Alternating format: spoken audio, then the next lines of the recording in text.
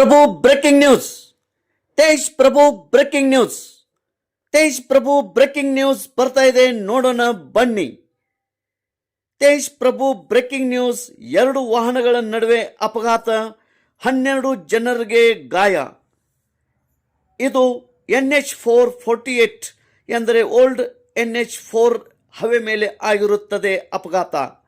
MH09 CV009 mini bus traveller ವಾಹನ ನಡುವೆ ಕಿವಿ car number KA20 ME1246 ಈ ವಾಹನಗಳ ನಡುವೆ ಭೀಕರ ಅಪಘಾತವಾಗಿರುತ್ತವೆ.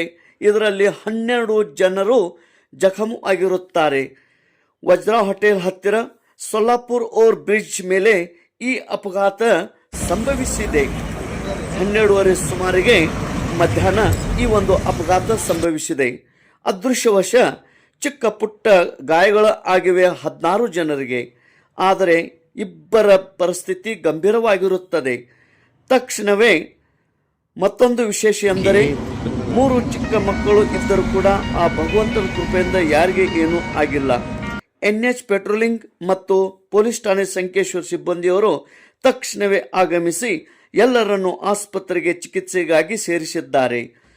1 ಗಂಟೆ NH448 ಇದು ಒಂದು ಸೈಡ್ 1 ಗಂಟೆವರೆಗೆ ಬಂದ್ ಇತ್ತು.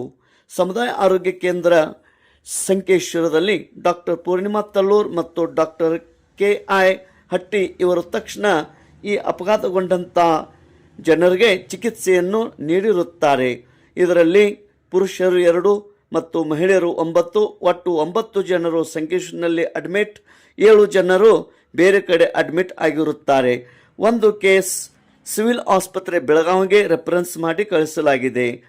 46 ವಯಸ್ಸಿನ ಸವಿತಾ ದತ್ತಾ ಪವಾರ್ ಇಚಲ್ಕರ್ಜಿ ಈ ಪೇಷಂಟನ್ನು ಸಿವಿಲ್ಗೆ ಕಳಿಸಲಾಗಿದೆ. ಅದೃಶ್ಯವಶ ಸಾವು ನೋವು ಸಂಭವಿಸಿಲ್ಲ. ತೇಜ್ ಪ್ರಭು ನ್ಯೂಸ್, ಸಂಕೇಶ್ವರ್.